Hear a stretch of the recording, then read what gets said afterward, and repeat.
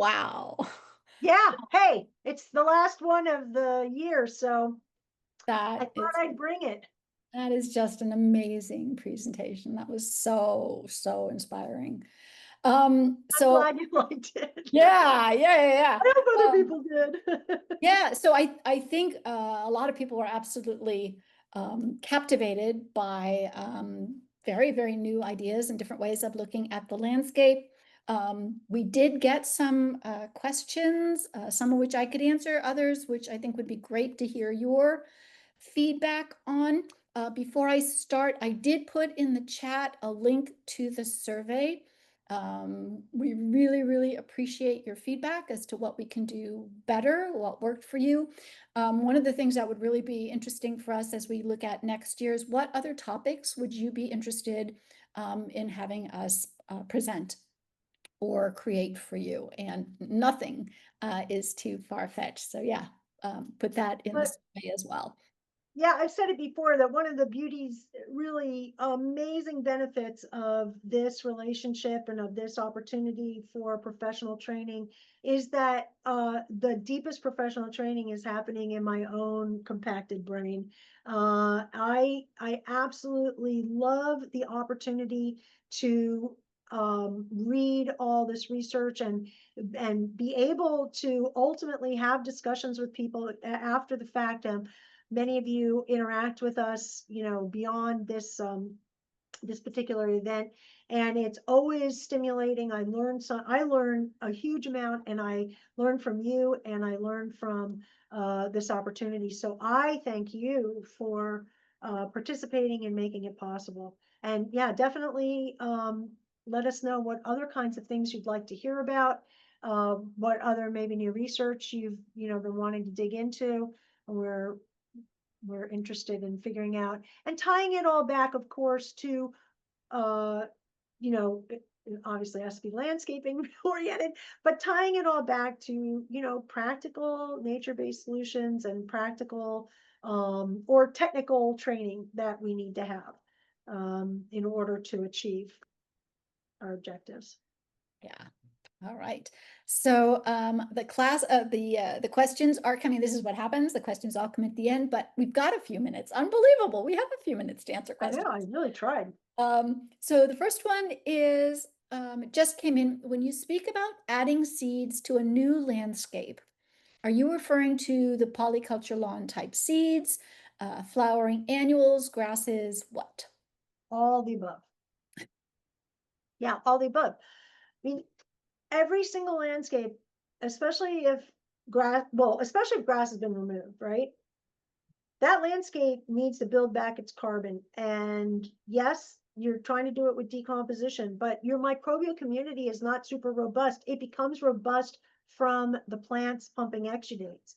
So, what's the cheapest way to get a lot of plant cover in there? And that's basically seeds. So, are there areas where you can do, a blend of native grass seeds to get things going? Are there areas that you want to plant annuals in it to, that you're not specially irrigating them or anything, see what comes up. If you want to ultimately build a perennial landscape, then yes, we're definitely talking about polycultural lawn because polycultural lawn is geared to perennial landscape uh, and doing that exclusively really with seed. But in, you know, so I mean, 15 years ago, there are people on this class who participated in the building of demonstration projects 15 years ago. And one thing that we did at the time, which seemed a little bit wackadoodle, was we planted a bunch of bulbs. And I mean, all kinds of stuff that isn't even classically California bulbs, like there's daffodils and, all kinds of stuff, as well as South African bulbs and some native California bulbs and stuff like that. But we went in and planted groups of those things. And it's very, very interesting. A lot of those landscapes have degraded, really beyond recognition, and those bulb clusters continue to do their thing. And they continue to be surprising in the spring or the fall. They continue to be beautiful. They continue to be interesting. And it just, you know, reinforces for me that landscapes have to be multi-layered and not to be worried about green waste. So be willing to let things do their job and then not thrive. I mean, that's okay. So especially when you're using seed, you're actually saying, hey, come in here, do this job, pump some carbon or pump some nitrogen or mine some calcium or whatever. And then, when I don't need you anymore, when we're, getting more and more mature and I have like more plant cover or whatever, I can coppice you to the ground or I can get rid of you. And then, other plants are going to take over that job that you were doing to get us going. The other thing is I saw a question about green waste with dense planting. No, we keep all the green waste on site. So it's chop and drop. Chop and drop, even in Yeah, fire zones. yeah. And again, when you think about a natural system, there's abundance and there's a natural sort of resolving of what needs to be growing and to what extent and what gets stunted or disappears completely. So yeah, Yeah. yeah, Yeah. It's definitely, I mean, we have a lot of little compaction. It's not, and you know what? I say compaction like in a negative way, but sometimes compaction is a good thing. It's protective. Um, So, but we do have it to get over the idea of the control kill versus enhance, engage. great, great. So here's a question that just came in. Left with questions about supplemental irrigation and types of irrigation that require spray. So I guess the question is, how does that fit into these Southern California landscapes? It's the most efficient irrigation that you can utilize for your site. Your site determines what's efficient. I mean, it's just plain old not efficient to run miles and miles and miles and miles of drip line if you've got a big old hillside that's you got an acre and a half of hillside or an acre and a half of landscape, and it's it just yeah, it doesn't make sense to run lots and lots of drip line. You probably want to do spray, and you'd probably maybe want to have trees and shrubs on drip. All of that is dependent on the very first principle, regenerative principle, is right plan in the right place. It's not right plant. I mean, that's part of it, but it's right plan in the right place, which means you spend a lot more time observing and thinking through and doing analysis uh, in order to home in on what your interventions are going to be. And so in terms of designing your irrigation, it's not just, oh yeah, I'm going to grab drip because it's the right thing. I mean, look, drip is ultimately the most efficient thing, like just mechanically speaking, right? It delivers water to the roots of plants. Plants take water through their roots, people. That's how they get the water out of the soil. I'm sorry, the leaves don't extract the water. The roots extract the water. I mean, the leaves are part of it, but but it's roots. So the whole idea that spray is more efficient, no, All not for right. plant. Plant just wants the water. Most efficient water is no irrigation. All right, so we can do one more question, and I did before we do that, just want to make sure Jennifer or Allison was, because we are coming up against the hour there. And thank you for your patience for those that are still with us.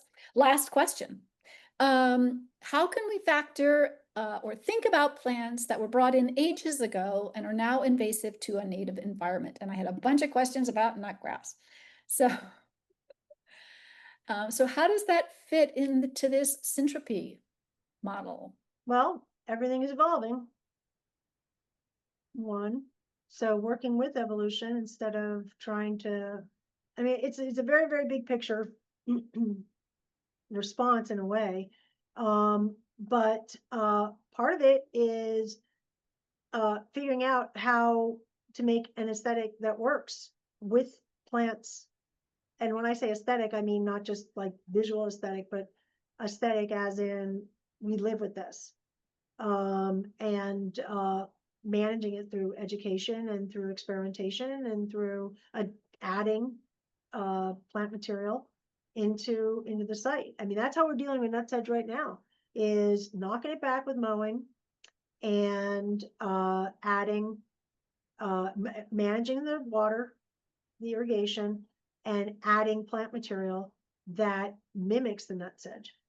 So we are getting a visually aesthetic result that you can't pick the nutsedge out of the pack.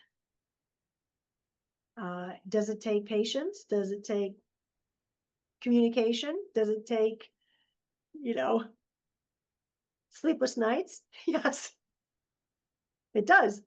But much preferred to applying some kind of chemical that affects the soil microbiome and also doesn't stay on the site, in our opinion, right? And that's the human aspect of it. So I don't know if I answered or not, but Yeah. And I think also not everything has an answer. yeah, There is an evolution, there is an experimenting, there is, well, this doesn't work. And the idea that sometimes, and we've sort of said it with the nutgrass, it's like when in Rome, because you can't eradicate it.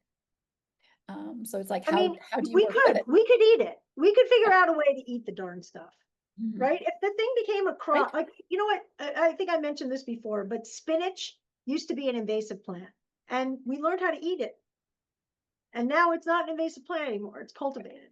It's a crop. So, I mean, I'm just saying, there are other things. And that's the same thing for like, I know I've said this many times before, but the notion that the brassicas on hillsides are, oh, what an evil thing. We have to go and pull them out.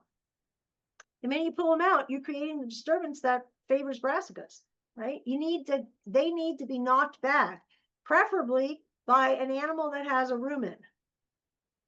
So, you know, get mule out there, mule, Thule, like, what is it? A buffalo or some other thing, and then you wouldn't see it anymore, right? If the symbiotic relationship between animal intervention, maybe fire too, but certainly animal disturbance and the land was reestablished, you wouldn't have that invasion.